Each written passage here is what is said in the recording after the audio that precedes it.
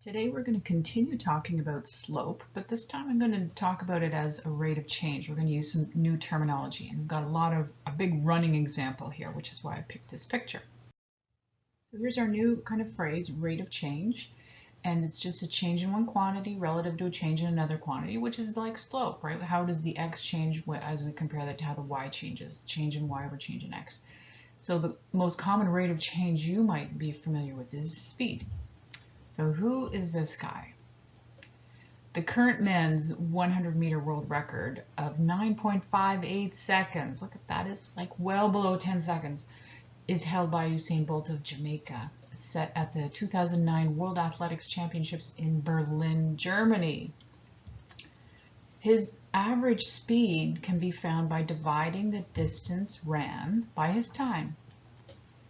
So we're going to calculate his speed, which is a rate of change. His average speed is distance over time.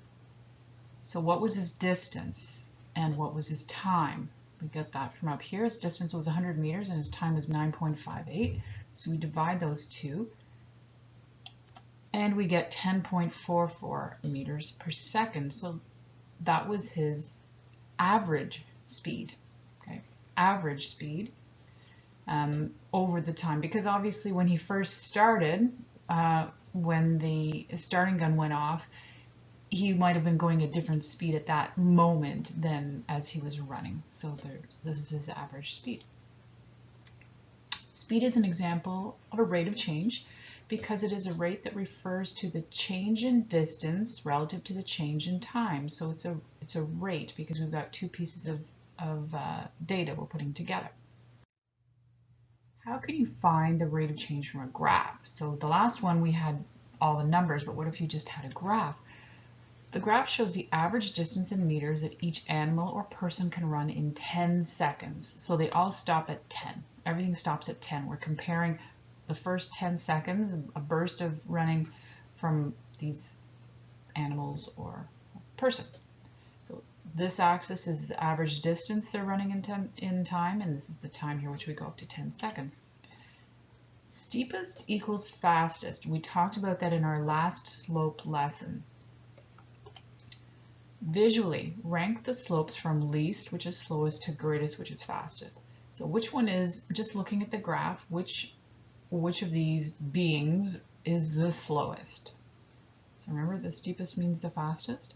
So the slowest one is the Olympic sprinter, who in this one in 10 seconds went 100. In 10 seconds, 102 was the average distance. So we've got a polar bear, alligator, a professional cyclist, and a cheetah way up here. So the slowest one is the Olympic sprinter because that line is the least steep. It's the flattest of all of them. This is important, that's why I put it in on the slow animation. Slope is M, is rise. We already know this.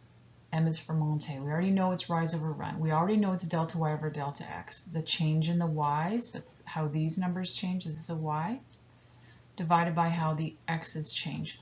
So here's a little formula we're going to learn today that you have to memorize. So really everything in this blue box is something you should have memorized.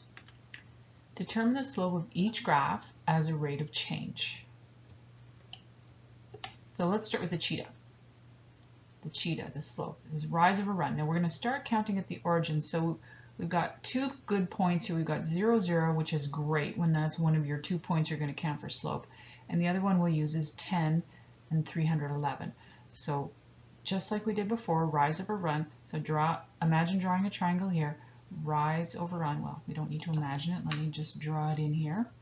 So we're going to count the rise will be this value here up to the run, which is going across here. There's the run, and this is the rise. So we don't even really need the triangle because 0, 0 is a coordinate down here. My rise is just going to be one of these two numbers. Which one is it? Well, the rise is going up the y-axis, so the rise is your y value. So this is my rise here, 311. That will be my rise, and then 10 will be my run. So the slope the m is 311 over 10. Now if I just asked you for the slope, you would stop there. That's the slope, 311 over 10. But nobody talks about speed like that. What is the speed of a cheetah? Well, it's 311 over 10. Nobody would say that. So we actually get out our calculators and divide here, and we get 31 point, sorry, you don't need your calculator, just dividing by 10, 31.1 meters per second. That is the average speed of the cheetah for 10 seconds. 31 point, think of 31 meter sticks, right? That's in 1 second. That's how far the cheetah is on average going. So that's the cheetah's speed. That's the rate of change. That's the slope. Let's look at the cyclist next. So the cyclist, we've got this coordinate here for the cyclist. And we're going to do the rise. So I'm starting at 0, 0. I'm going to draw the rise to about, whoops, try to stay on the line, about 165. To the run is this way. So there's my triangle. So again, you don't need to draw the triangle when you're starting at the origin. When you're starting at the origin, because this is going to be your run because it's from 0, and this is going to be your rise. Yesterday, a lot of our points, they didn't go through 0, 0. We had to find 2 clear points and count out the triangle between them. We don't really need to do that here. It's a little easier when you start at 0, 0. So I want to show you that I changed the formula a little bit, the part that's typed in red. The rise over run is the same, but I've put this in, change in distance over change in time. That's your delta y over your delta x. So how is this green part here, how is the distance changing as the time changes, as the time goes to 10? So that's another way of, for a word problem, articulating what you're looking for for the slope. So we put in the rise over the run. That's the slope, 165 over 10. We would reduce that if we were going to stay there. But since we're talking about speed as a rate of change, we are going to divide. You're just going to move the decimal, and you get 16.5 meters per second. So there's the cyclist speed, and there's the cheetah speed. What a difference between the two. And cyclists, you've seen maybe racing, they go pretty fast. Not as fast as a cheetah. Let's try another one. The alligator. So now I'm going to use this new formula. So we're going to try something new, this formula here that you need to memorize, y2. So what does all this mean? This is like completely new, right? So I'm going to go over to the graph and let me use purple.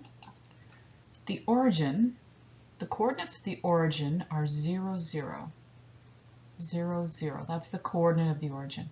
The coordinate that we have for the alligator, I'm going to circle it, is 10 and 155. So we have 2 coordinates. So this part's really important. I have 2 coordinates here. I need 2 coordinates to use this formula. Even though one coordinate is 0, 0, that's great. It's going to make it really easy for us. But this, we always read from left to right. So when I'm just looking at the alligator line here, the 0, 0 is the first coordinate going from left to right that we see. So going in this direction, the first coordinate we hit is 0, 0. Then we keep going. The next coordinate we come across, it's up higher, but it's still more to the right, is 10, this point here, 10, 155. So to make that more clear for you, the first 0, this is an x, right? And the second 0 is a y.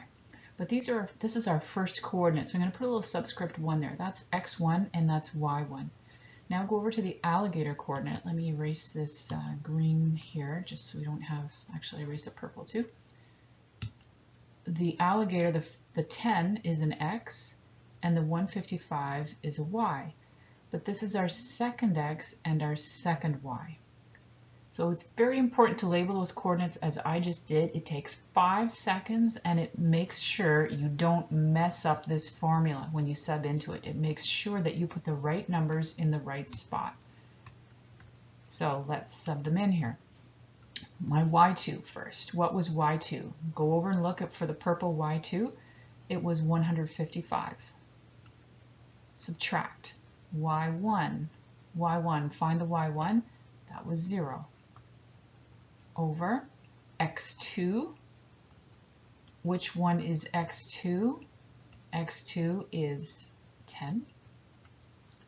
minus x1, that was a 0. So we get 155 over 10, which seems like, why did we do all that work just to get the same kind of numbers we got before? Why did we do that? We could have just done the triangle thing. I'm doing that because this is great that it passes through 0, 0, but most of your lines don't. We don't always have direct variation. We often have partial variation, and they don't pass through 0, 0. And in that case, if they don't pass through 0, 0, then these numbers here are going to be something else. And it's easier to use the formula than to try to count it out with a triangle. It's a lot faster once you get the hang of it. For 0, 0, it's easier. Okay, so let's figure out what that is. 155 divided by 10, I'm kind of running out of space here. 15.5 meters per second. So that's the speed of the alligator. And that's showing you how to calculate speed using our slope formula 3 different ways. So we used rise over run right here. We used delta y over delta x. So in this case it was change in distance over change in time, same thing. And then we use the new formula, which is also the same thing. Normally you wouldn't do it if you had a 0, 0 because it's so easy to just use these coordinates, but the formula is important for later. So let's keep going. Example. The fuel efficiency of cars is stated in liters per 100 kilometer. What does that sentence mean? Remember, I always say one sentence at a time. If your parents or you, maybe in a few years, are ever buying a car, you're always going to want to know how much gas does it burn. Fuel efficiency tells you how much you're going to end up spending on gas, and it's always per 100 kilometers. So there's usually, whether you're on the highway or you're in the city, is 2 different numbers, but in general, you want to know how much gas your car burns. If it burns a lot of gas every 100 kilometers, you might not buy that car because that's going to cost you a lot more money than a car that has low, that has higher mileage, that has low burn rate. So smaller cars generally burn less than larger cars or SUVs. So Kim's car has a fuel efficiency of 8 liters per 100 kilometers. So every 100 kilometers she drives, she burns 8 liters of gas, and her tank holds 32 liters. So we're going to graph this relationship, assuming she starts with a full tank. So she starts with 32 liters in her gas tank, and how far can she drive before she runs out of gas? And maybe you can figure that out right now. If she burns 8 liters every 100 kilometers, and how long will it take her to burn, how far will she drive when she's burned 32 liters? The first thing we're going to do is get some coordinates here. So maybe, hopefully, some of you have already figured this out and you know, but how far she can go before she runs out of gas. We're going to start with 0. So we always start with 0 because it's really important to know what is happening at 0. If she drives 0 kilometers, she has 32 liters of gas. And since we're talking about per 100 kilometers, I'm going to go to 100 here. If she drives 100 kilometers, she has burned 8 liters of gas. I'm not going to put an 8 here. She's burned 8. So I'm doing 32 subtract 8, 24. 24, okay. What if she drives 200 kilometers? So for 200 kilometers, I've got to subtract another 8 liters. She's burned another 8 liters of gas. That's 16. 300 kilometers, she's burned another 8 liters. She's down to 8. And 400 kilometers, here's the important one. Here's where she's at 0. So that's how far she can drive before she runs out of gas. She can go 400 kilometers. So I should put a full sentence, but for now I'm just going to put this up here. In 400 kilometers, she will be out of gas. So that was our first step, is to come up with some coordinates. Now we're going to get this on the grid here. So I already know that I'm just using the first quadrant. So if you look over at my axes, you can see that I just have my lines already on there. So what am I going to use? I could just use X and Y, but to maybe make it a little more straightforward for myself, maybe I'm going to use something else okay, we've got distance. Our first one is going to be our independent, and this is our dependent, because the amount of fuel she has remaining depends on how far she drove.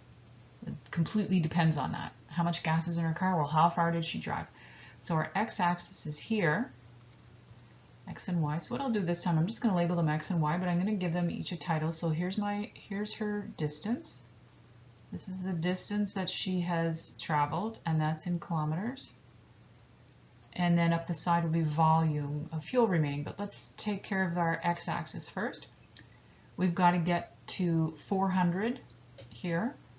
So how do we want to spread this out? I don't want to count by 100s, right? If I make this 100, 200, that's too crowded. So I'm going to spread it out a little bit. Even spreading, counting it out by 50s will even help spread it out a little bit. So let's do that. 100, 200. So I'm counting by 50s, but I'm labeling every second one. I'll put another one on there, 500. Okay, now our vertical axis. So our vertical axis is going to be fuel remaining. So our y-axis is fuel remaining, and I just counted all of the grid lines I have up here, and there's 15 of them. So I did 15 divided by 32 to see what I could count by, and it's 2.1. So I can't count by 2s. I will only get up to 30 if I count by 2s, unfortunately. So I'm going to have to count by something else.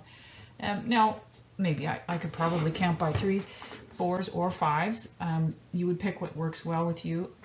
It has to be bigger than 2. I know that. I don't want to jump up too high. I don't want to jump to 5. When I look at these numbers, they're all multiples of 4. So I'm going to count by 4s. So 2s would have been nice, but I didn't pick a big enough grid here, so I can't count by 2s. So I'm going to count by 4s. So I'm going to count by 4s all the way up, but I'm only going to label every second one. So there's my vertical axis, counting by 4s, but labeling every second one. Now we have to plot the points.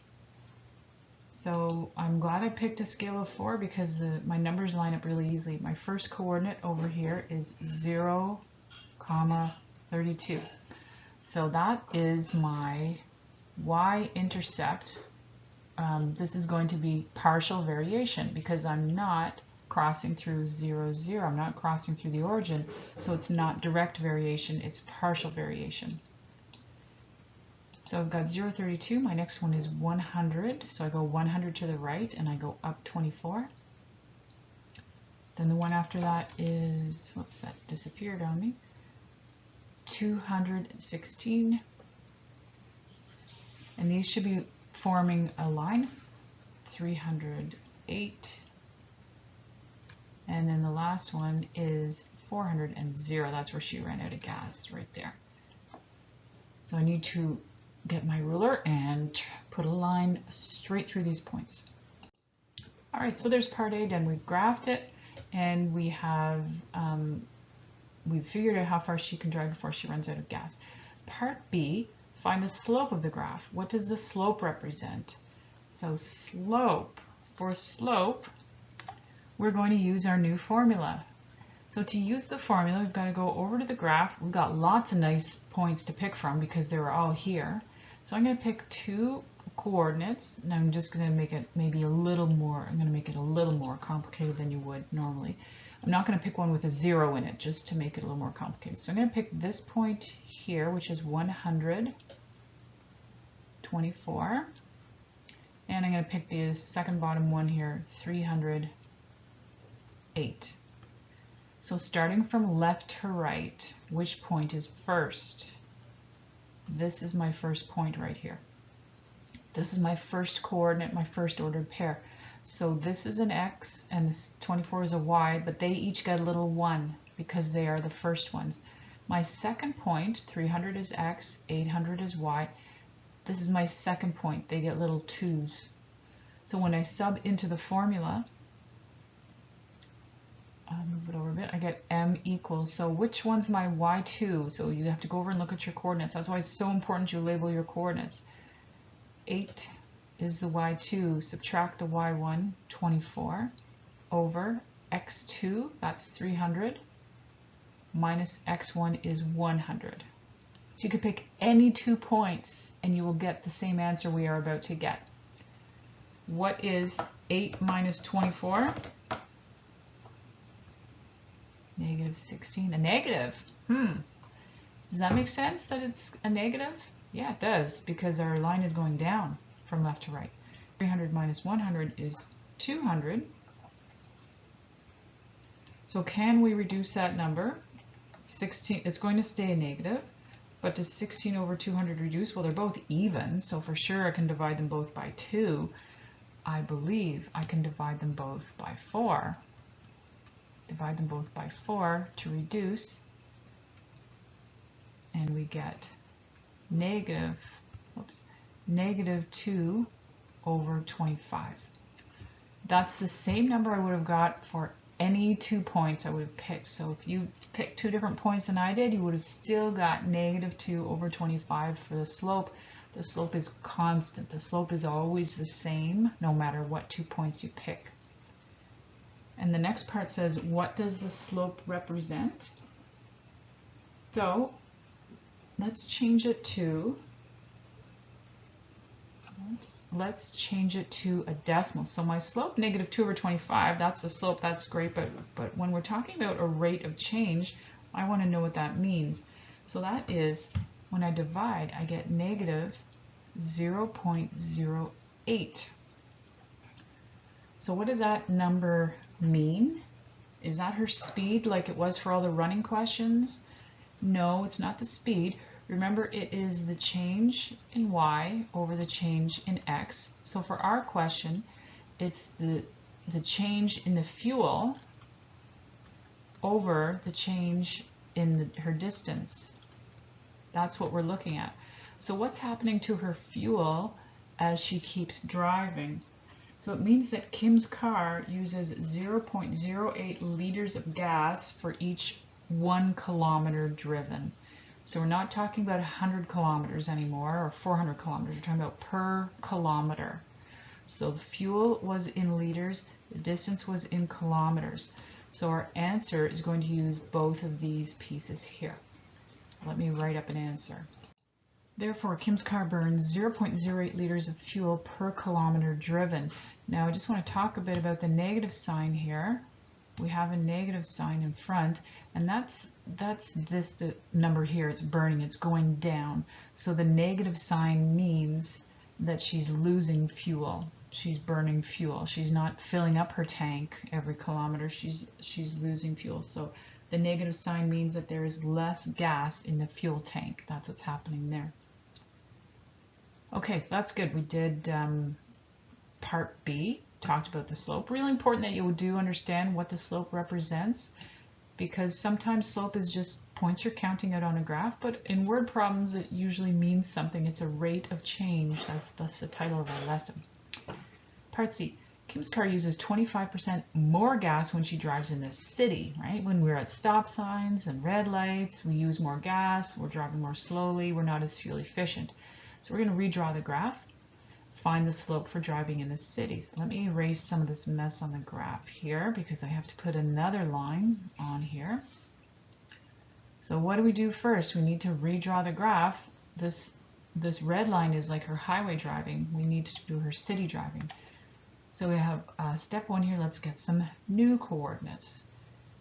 New coordinates. So let's figure out if she burns 25% more gas when she drives in the city, she's going to run out of gas faster than she does when she's driving here. So she ran out of gas after 400 kilometers, but that's going to happen sooner if she's just driving in the city. So she still when she's driven no distance, she still has her 32 liters.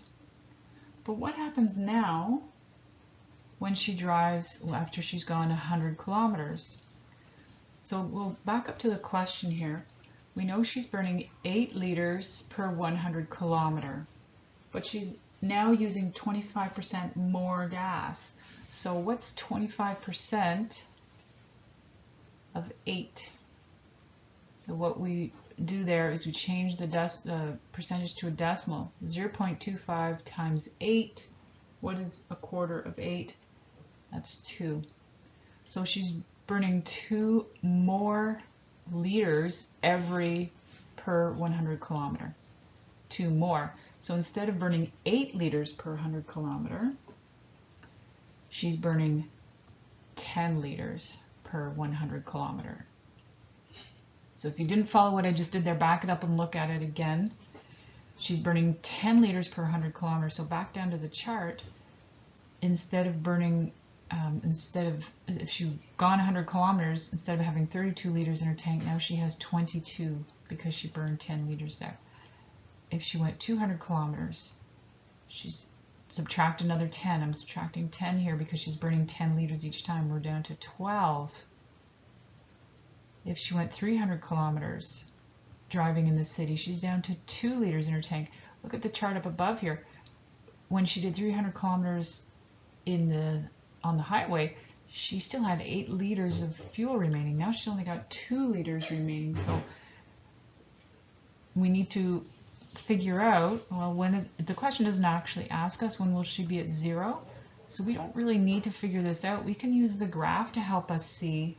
Actually, erase that second question mark. I would like to know when she has 0 gas left, but let's draw the graph and see if that helps us to get there.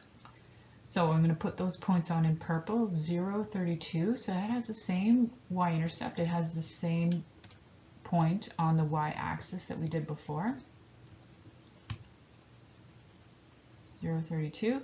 And then 100 is at 22, so it's lower. So I was counting by 4s, so I'm going about halfway there. 212, that'll be right there on the grid lines, crosshairs. 302 is down here. So what I can almost kind of extrapolate and figure out where it's going to cross. Where's my line going to cross? So I'm going to get my ruler and I'm going to connect those purple dots and I will see where it hits the x-axis. So remember we were burning 10 liters per 100 kilometers. There's my purple line, 10 liters per 100 kilometers. Her car holds 32 liters. So that would mean at 320 kilometers she has run out of gas. So let me erase that and put in a 320 right there. The question did not ask us that, so if I really lost you there on that last piece, that's okay. You don't need to know that right now. The question was just really focusing on knowing how to change your graph. Find the slope for driving in the city, so we need to find the slope. That's our step 2 down at the very bottom here, find the slope. So this time I'll make my life a little easier on myself. I'm going to pick 2 coordinates. I'm going to pick the ones with the zeros in it. So this first coordinate up at the top is 0, 32. And the one down at the bottom, well, we won't pick the one down at the bottom in case some of you are having a hard time figuring out. I mean, I won't pick this very axis. I'll pick this one right here. So that coordinate there was 302. So what's what here? Which one is my first coordinate? Which one do I see first on the left? Which one is the most left coordinate? This one is my first. So that means this x and this y each get little ones, subscript 1s. My second one, that's my x, that's my y, they get subscript 2. So I sub into the formula. I'm kind of running out of space on the bottom. I'm just going to do it up here on the graph. My formula is y2 minus y1 over x2 minus x1. Subbing in, my y2 is, what's my y2? It's a 2. Subtract, what's my y1? It's a 32. Over x2 is 300 minus 0. So it's nice to have a 0. It makes that step a little easier. 2 minus 32 is negative 30. We have a negative again. Yeah, that makes sense because the line's still going down. Over 300. So what do we get? We get, well, this really reduces, right, to, I'm going to divide both by 30. I'm going to get negative 1 over 10. That's the slope.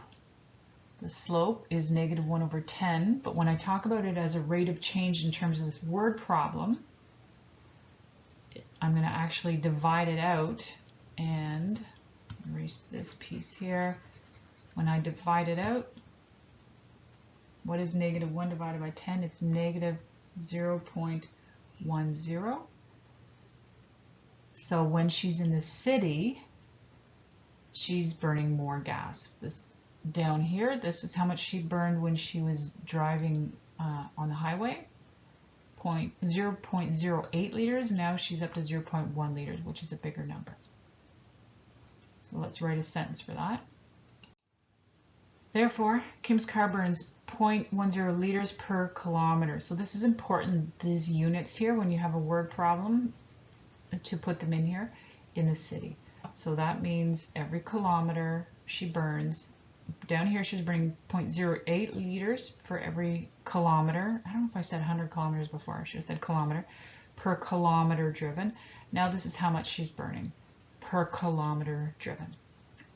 That's kind of a complicated question. So I would encourage you to maybe back it up and watch some parts again, or do some work, do the question yourself. When you're doing questions from the homework, always refer back to the examples and watch them slowly as you do your homework, and then you will understand things a little better if you get kind of an explanation as you go along. Good luck with your homework. Let me know if you have any questions.